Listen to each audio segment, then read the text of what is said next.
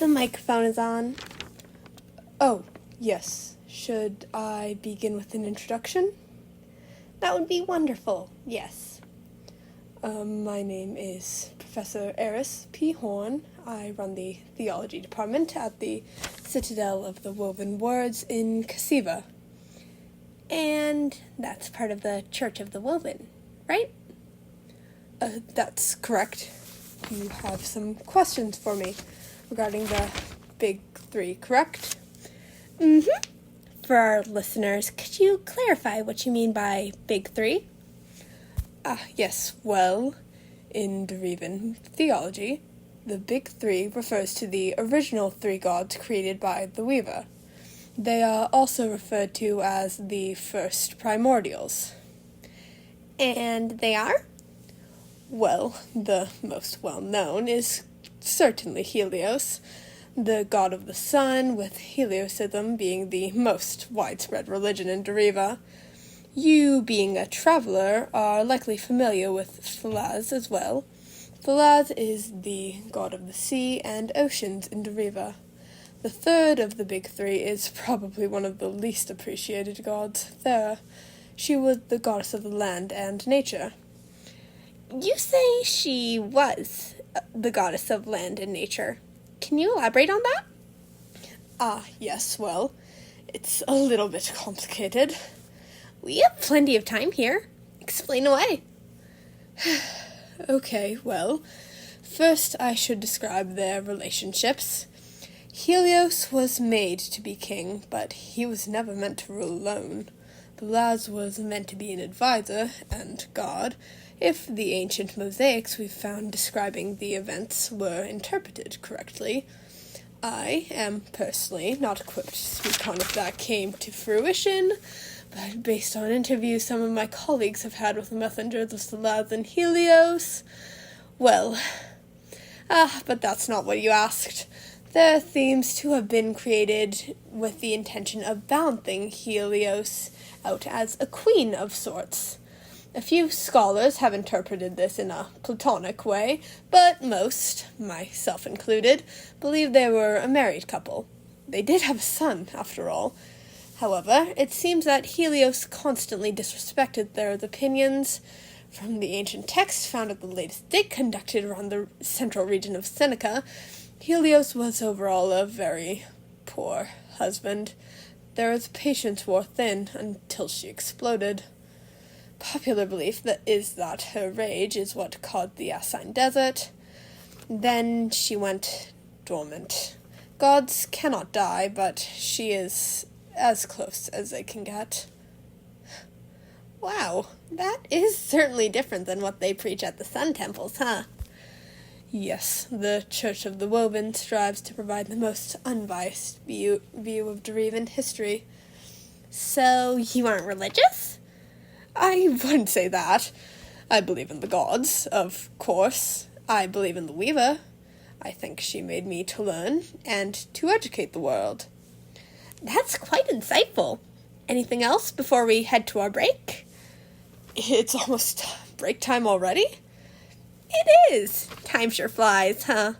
It certainly does. I'm not quite sure what to do here. How about you tell me about those papers you have?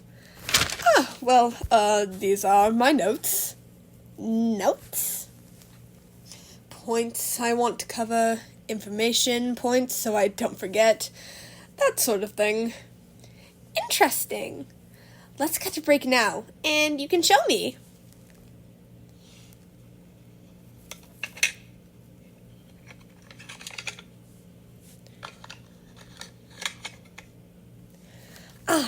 Okay, I think I caught you at their break. If you like what you're seeing here, and you're invested in the lore of this world and these characters, check out my webcomic, A Tale Older Than Time on Webtoon. It certainly doesn't cover it as in-depth as this audio interview, but hopefully you'll find it interesting. Oh, I think they're starting again. See you soon!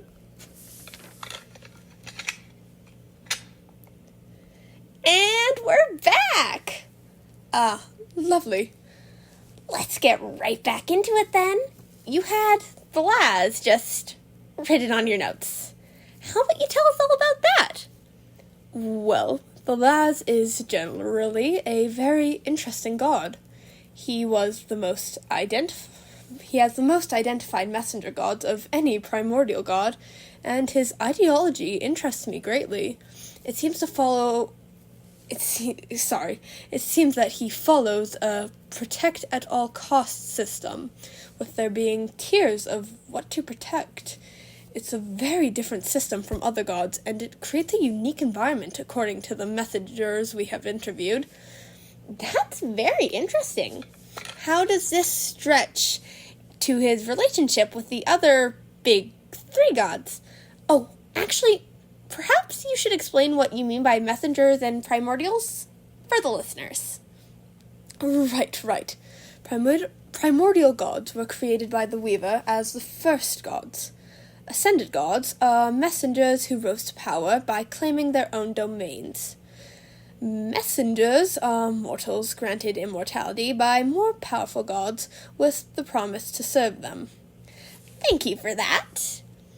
As for your original question, the Laz seems to be made as a protector of sorts. His job was to keep Helios and Thera safe from harm. What would a god need to be protected from? Each other, mostly. The Laz's rapier is his most common symbol, but it seems he mostly used his words and input to keep Helios and Thera away from, well, to put it frankly, killing each other. Well, not killing in a literal sense, but I assume you understand my meaning. I do, don't worry. Any other questions? How about this? Could you give me a rundown on the current state of the Big 3? Perfect. A lovely question to round us out. Helios, of course, is still hailed as the God King. He rules over the gods, though in recent decades there has been very little news or important announcements made. The Laz has always been more reclusive, delegating most above-sea work to his messengers. He still provides guidance and input for Helios, but very rarely in person, so it seems. Thera, of course, is dormant. Her messengers are what we know as nymphs. They continue to maintain Derivan in her stead. There is still a god queen, right? That's correct. There are also second-generation primordials, who were created by the Weaver later. Scyllide, the goddess of night and stars, is the current queen of the gods. How many second-gen primordials are there again? There are 6 in total. Night, death, love, war, and fire. But that's only 5. Yes, there are 2 fire gods, but that's a subject for another interview. Yes. Well, I'd love to come back and further pick your brain, but I do believe we're out of time for today. Thank you for having me. Thank you for coming. It was a pleasure to interview you, Professor Horne. Please, just Aeris. Aeris. Well, hopefully we can do another interview in the future. That concludes our interview.